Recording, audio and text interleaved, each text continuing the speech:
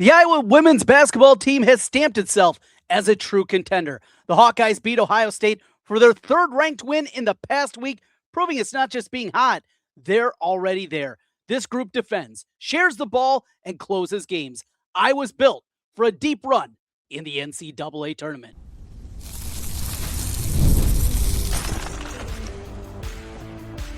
You are Locked On Hawkeyes, your daily podcast on the Iowa Hawkeyes. Part of the Locked On Podcast Network, your team every day. Hey, welcome in. I'm Trent Condon, and this is the Locked On Hawkeyes podcast. Thanks for making Locked On Hawkeyes your first listen every day. We are your daily Iowa Hawkeye podcast here on the Locked On Network, now number one for sports podcasts. Today's episode is brought to you by FanDuel. It's the last call for football on FanDuel. If you're a new customer, bet just $5, get $200 in bonus bets if you win. I've been covering the Hawkeyes for over 20 years on the radio here in the state of Iowa. You can hear me currently on the Iowa Sports Radio Network each weekday from noon to 2 with stations all across the state.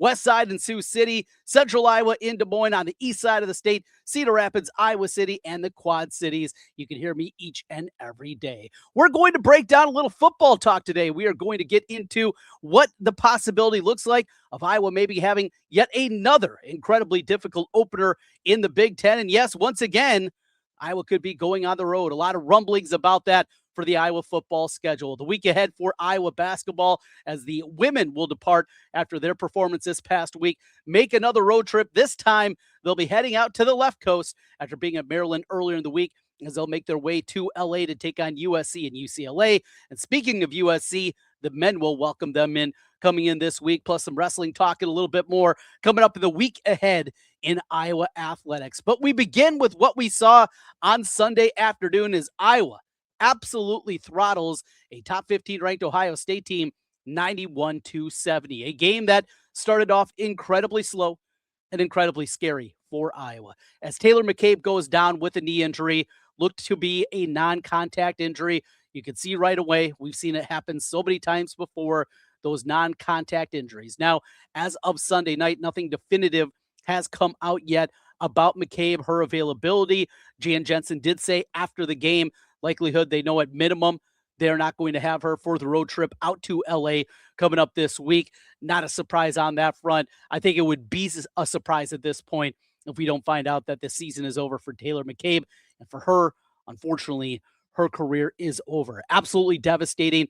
And we've talked a lot about McCabe. Obviously, throughout the last couple of years, we've seen she is an elite shooter, one of the best shooters in the country, catch and shoot variety. She's not big by any means. There's not a whole lot of skill set to go along with that offensively outside of being a tremendous shooter, which is a pretty good one to have in your back pocket. But we did see from Taylor McCabe this year some adding to that versatility. We saw her be able to put it on the floor a little bit more, do some different things, make some cuts and make some plays in the paint. Worked very hard to get that element of her game and ability to do that in the Big Ten. And to see it crashing down like that, just absolutely hate to see it. Women's basketball, we know that there is a propensity, that along with soccer, to the sports and women's athletics that have a higher volume of ACL injuries. That is just speculation at this point. We'll likely find out more here at some point early in the week. And of course, we'll talk about that if that is. What that meant is they went right to Addie Deal. And as we've talked about here recently with Addie Deal, the 5-star freshman that came in with big expectations. And you can understand that. I mean, with a player like Addie Deal, you think 5-star, a 5-star guard, the wheels start turning, right? The last time Iowa got a player of this stature, it was Caitlin Clark. Now, nobody was going to be Caitlin Clark. And for our everyday listeners, you know, I was very, very quick to try to pump the brakes a little bit on those kind of thought processes. It was too much. The expectations are too high. And remember also, a lot of people didn't see the beginning of Caitlin Clark. They don't remember how ugly it was at times early in her career. During the COVID year, it was a weird one. There weren't a lot of people in the stands, maybe a couple of hundred in Carver. That's all it was, or wherever they were traveling at the time. It was just completely different expectations and also a different tenor of what Iowa basketball is. The Iowa women's basketball program now is nationally known. And you continue to see it happen even after Caitlin Clark's graduation, is this is still a team, a program that people pay attention to on the national scale. And people are going to look at it. I was also built much differently than they were during those seasons. And early on, there were moments with Addie Deal that she struggled mightily this season in the early portion of the year. You kind of looked around and you're wondering, what's this going to be? What's it actually going to look like for Addie Deal this season? I know one of the open practices during the summertime, she shot it really well during that time. And though she's a good three-point shooter, she's not considered an elite three-point shooter by any means. Maybe that swayed some expectations that she was going to come in right away and kind of dominate things. That was not the case. And in fact, you look at her first 6 games of her career, 7 games of her career, she had one double-digit performance. That was scoring 11 against Evansville and that 119-43 laugher that they had against the Purple Aces in game number 2. It was slow to come around. Had a very good game, but it was against Western Illinois. But here, as of recently, we've seen those big games. Going back to the Oregon game, had what at the time was a career-high 18. And then here today against Ohio State, 20 points, needing her in a big-time way. She comes in right away and absolutely set the tone. Some great drives to the dish. And, when you look at Addie Deal, talk about the three-point shooter, she's solid there. She's solid. And there were times today that she forced too many. What is a difference maker for her and why she can help this team, I think, so much this year is her ability that is a different skill set than Taylor McCabe, is that she is good off the dribble. And though she's got to improve with the opposite hand, and teams now are going to get even more scouting on her as she's getting more and more minutes, you're going to see teams that are going to make her go left. I mean, it's as simple as that. And she's going to have to do that. But she's very skillful, getting to the paint, good athleticism, and an ability and understanding of angles when she gets there. Fun to see. But they're going to need her now in a big-time way. I want to go another direction here. We'll talk more about the game here momentarily. Iowa falls down 8-2. That injury maybe had something to do with it as they were a little bit shell-shocked there. But before that, also want to talk about something similar happening a couple years back. And as we bring up Caitlin Clark again, her senior year, her running mate in the backcourt was Molly Davis, who transferred in for her final season, a beloved player from the Hawkeye fan base. And remember, Molly went down. Kind of crazy circumstances. It was also against Ohio State. And when that happened, there were a lot of people that, season's over. They're not going to be able to make another run. They're not going to be able to get back to a national championship game, get back to a Final Four. You lose a piece like that, you lose a starter, there's no way you're going to be able to do it. Now, it helped that you had Superwoman, wear number 22 on your team. And Iowa does not have a player currently of that skill set.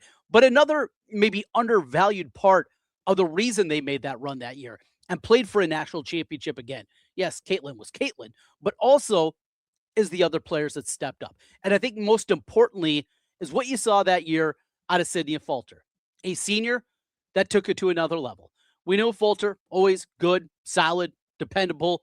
She was a player that would knock down an open three, played tougher than her size, played bigger than her size, would get those big rebounds. She always had that, but they needed more scoring punch. They needed somebody else that could step up, and she did just that. In fact, after that Ohio State game, when Davis went down, this is what a Falter did the rest of the way. She scored in double figures in the final 9 games.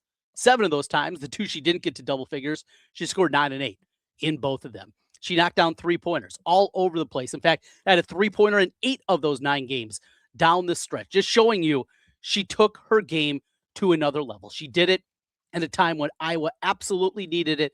That said a ton about Sydney Falter, and now part of the Iowa staff as a grad assistant. That was absolutely monstrous. What they needed at that time, of course, came back last season, and what she was able to do still, that was when we really saw the emergence of Sydney that season. And when I look at it and I'm looking for a veteran, yes, Addie Deal's got to step up. Yeah, we get that. But I go to Hannah Stuelke, and yet another player in Hannah Stuelke, and we see this happen just so many times. A senior, just that understanding, this is it. This is the final time. There were a couple of plays in the game today by Hannah Stuelke we just don't see very often. One was a 15-footer, kind of a turnaround variety. The other one was just elevating in the lane, like 8 feet away, something like that. It's a couple of plays that we've rarely seen out of her. We know Hannah Stuelke when she's going up against undersized players, she can dominate.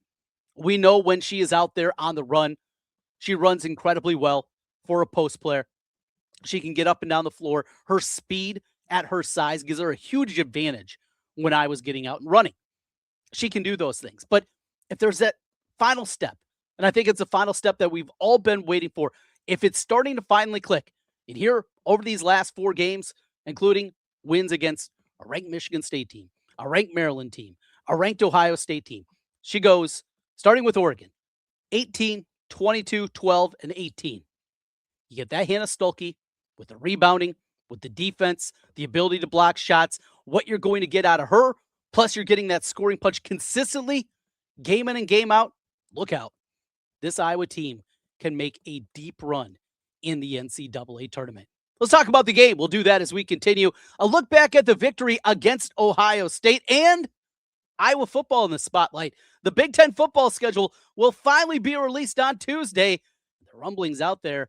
Iowa has got an incredibly difficult early test to begin the Big Ten slate. We'll talk about that all as we continue Locked On Hawkeyes.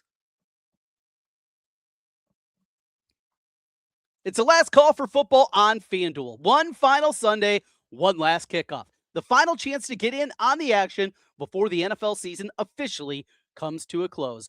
This is Super Bowl 60, and FanDuel is making sure you're right in the middle of it with the special offer just in time for the biggest game of the year. Whether you're backing the favorite, riding with the underdog, or building one last same-game parlay, this game is the one everyone's been waiting for. This is where predictions turn into plays, stats turn into storylines, and every snap feels bigger. It's a perfect way to cap off the season and make the Super Bowl even more exciting from kickoff to the final whistle. I love putting together a same-game parlay, seeing if we could hit it big here. And one final time for football, couldn't be more excited about that. If you're a new customer, bet just $5. You're going to get $200 in bonus bets if you win. Make it count, because after the Super Bowl, sadly, the season is over. The last call for football on FanDuel, an official sportsbook partner of Super Bowl 60. Visit FanDuel.com to get started. Trent Condon back with you here, Locked On Hawkeyes, after Iowa gets the win against Ohio State 91-70 to conclude the weekend. And we kick off the week here on Locked On Hawkeyes, your daily Iowa Hawkeye podcast. 91-70, mentioned the slow start, 8-2, after Taylor McCabe is lost. 3 turnovers in the first 90 seconds of the game, something like that. Even the opening tip, I mean, you get the dead ball turnover, if you will, and on the deflection there. The turnovers, troublesome still at times. 15 turnovers in the game. I guess 12 in the final 38 minutes or so. But that aside, there was so much good in this game and so many different players. And it was a team performance where everybody chipped in a different way that was out there. You saw, of course, we talked about Addie Deal. 8 of 17, now just 1 of 7 from 3. Couple of forced 3-pointers in there with more playing time, and she's going to get it. She's going to figure that out. But how about this? Also, finished with 5 assists. That was really good to see, and only 2 turnovers in 32 minutes for Addie Deal. Hannah Stuelke, we talked about her. A double-double, 18 and 15, just a dominating performance, playing inside. Ava Heiden doing her thing. Had a couple of turnovers and a couple of those travels. I don't know.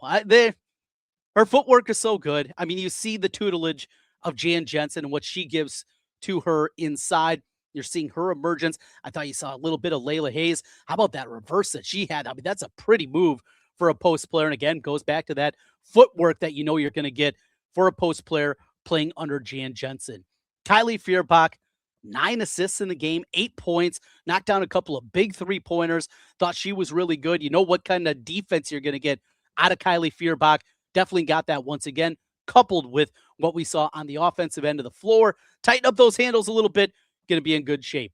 Chit Chat was outstanding. Every time they need a 3 to kind of stretch that thing out, she was there. Really good in this game. Iowa finishes, how about this?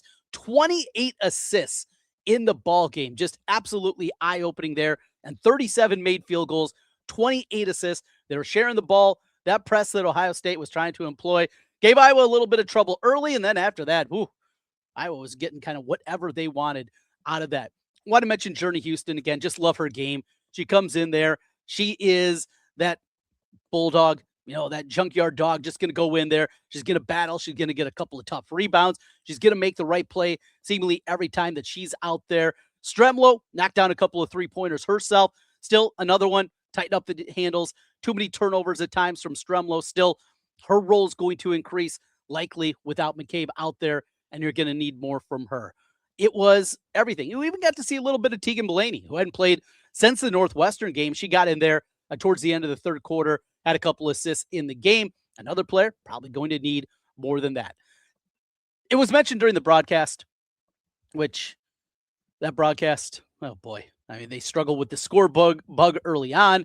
They had Ohio State and Iowa messed up. Then Sloan Martin, the play-by-play broadcaster, she called an Ohio State player, Ava Heiden. A lot of struggles there. Tighten that up as well, as we're talking about things that need to be tightened up. That was not a great work there out of the broadcast crew. But that aside, we're here to talk about the Hawkeyes. And in a game like this, where you get down, you come roaring back, you dominate on the boards 48-30. Now, Ohio State, it was mentioned during the broadcast that not a great matchup for them. And one of their post players that was injured. I don't know if it was going to make that big of a difference. This Iowa women's team is different. It's what they do on the defensive end of the floor. We've talked about it a bunch. I know everydayers, you might be getting sick of me saying it, but it bears repeating. What they do on the defensive end is different than what we've grown accustomed to over the last 25 years of Iowa women's basketball. This is different. You go through, and the last time you give even a below average defensive performance from the Iowa women, according to the analytics, you got to go back to the game back on January 1st against Nebraska when their adjusted defensive efficiency was an 85. Since then, 75 against Northwestern. You want a lower number. Lower is better here. 67 against Indiana, 78 against Oregon, 76 against Michigan State, 74 against Maryland, a 77 today. Even giving up the number of three-pointers they did, it took 34 attempts to get to that mark. This team can play defense. Now, that's not to say that they're going to go out there and they're going to beat UConn. They're going to beat South Carolina. They're going to beat Texas. I mean, the upper echelon is still the upper echelon. But when you get into that next tier, Iowa's improved so much this year. They're playing so well. They're 9-0 in Big Ten play for the first time in over 30 years. Something special. Now you go on the road. You go out to LA. And you remember a year ago when they were on their West Coast trip? Now, admittedly, not two teams like USC and UCLA, when they went out to Oregon and Washington. And after losing another tight one, it was their fifth consecutive loss, came together. They figured some things out. And after that, they kind of hit the ground running. Don't have to worry about that right now. You're 9-0. USC is going to be tough coming up on Thursday night. Going to be difficult, even as USC has definitely scuffled. No JoJo Watkins this season. They've not still been the team, I think, completely that people thought. Analytically, they're still well thought of. Still ranked in the top 20 by the advanced analytics out there. And then UCLA, who is one of those elite level teams. It'll be a measuring stick game, but you go out there, go to Pauley Pavilion, see where it goes. Fun game, fun team. And Iowa women's basketball, Jan Jensen, feel like they made the right call? Yeah, it definitely does. Let's talk some football when we come back. The Big Ten football schedule release coming out on Tuesday afternoon. However, is there a leak? Perhaps. The rumor mill has Iowa going on the road again for the fifth straight year to open up Big Ten play. We'll talk about that when we come back. Locked on Hawkeyes. Does moving the game forward. For those who show there's more to the score than what's seen on the screen. Today's moving the game forward, presented by Mazda, is Addie Deal. We talked about her performance against Ohio State, and the moment for me is that scoop shot she had in the second quarter, really opening things up as Iowa started to extend that lead. You think of the work, you think of the time that goes in there. That's what it's all about for Addie Deal and this Iowa women's basketball team. These are the plays that remind us what it really takes to raise the bar. It's the extra work off the court, dialing in every detail, giving it that extra fire, that grit, and I never quit. We put that same passion into every model. Highlights make the reel. What it took to get there makes it count. There's more to a Mazda because there's more to you.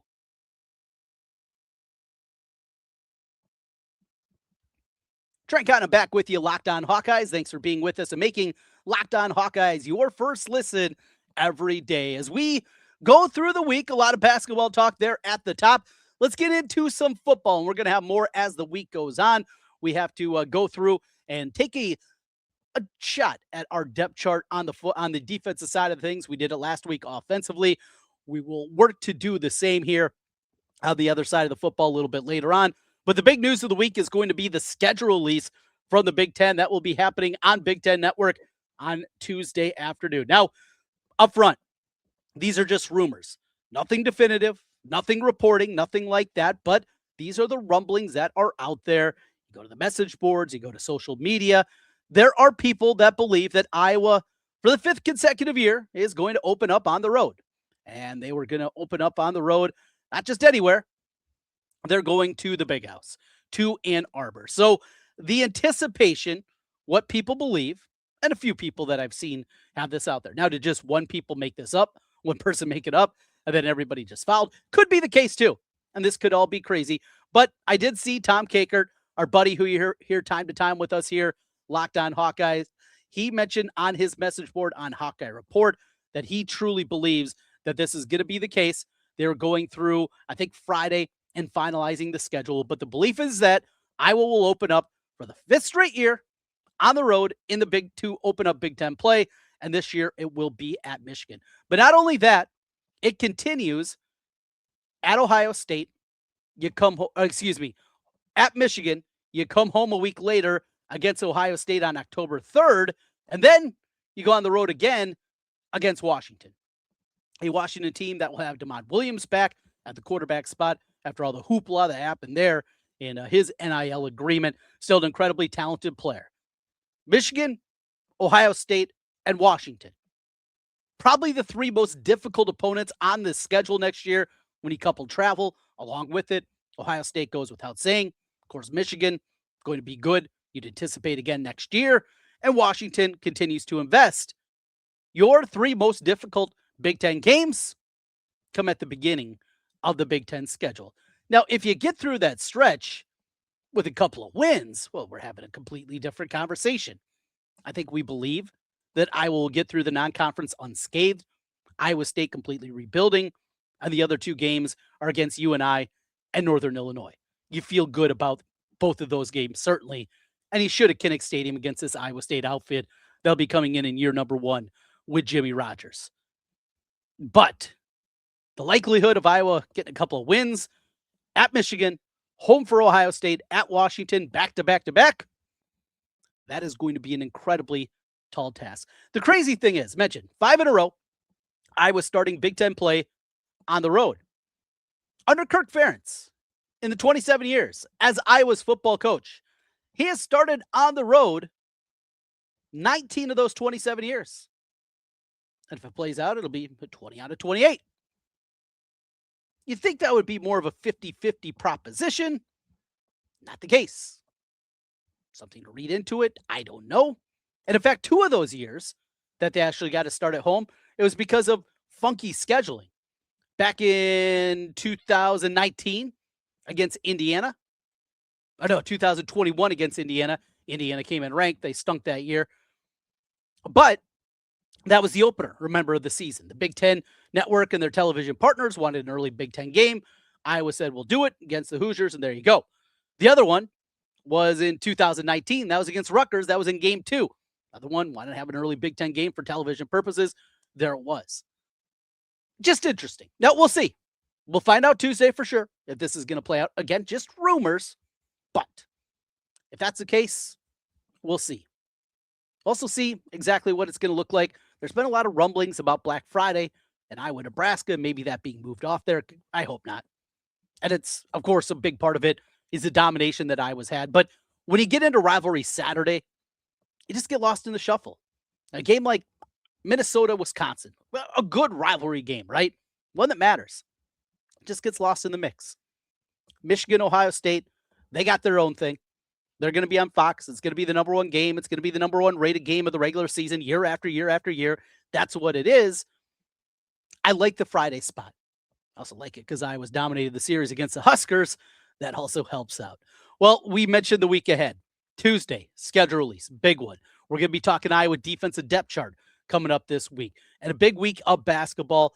West Coast for the Iowa women, USC on Thursday, then Sunday against UCLA, who's going to be, again, very highly ranked. Lauren Betts and company, that team, they are loaded. And it could be a good measuring stick, though. If you can find a way, though, to get that win against USC, it almost feels like you're playing with house money in that one. And then the Iowa men, after this weekend off, they have 8 days in between their matchups, going back to last Tuesday in the win against Rutgers to what we'll see coming up on Wednesday night against USC. A USC team that went into Minnesota, did something the Hawkeyes couldn't do, win in the barn. Then on Sunday, USC goes on the road and gets a road victory at the Kohl Center. We know how tough that can be. This USC team is talented, and they're going to be coming to town trying to continue their hot streak. Carver, Wednesday night. Let's make it a good environment, too. So a lot of tickets available. Let's fill up Carver, get that place loud, and get what would be a very important win for Iowa basketball. We got you covered each and every day here, Locked On Hawkeyes. Make sure you hit subscribe if you're watching us on YouTube, or give us a 5-star review if you're on the podcast side. All of that helps us get in front of more Hawkeye fans.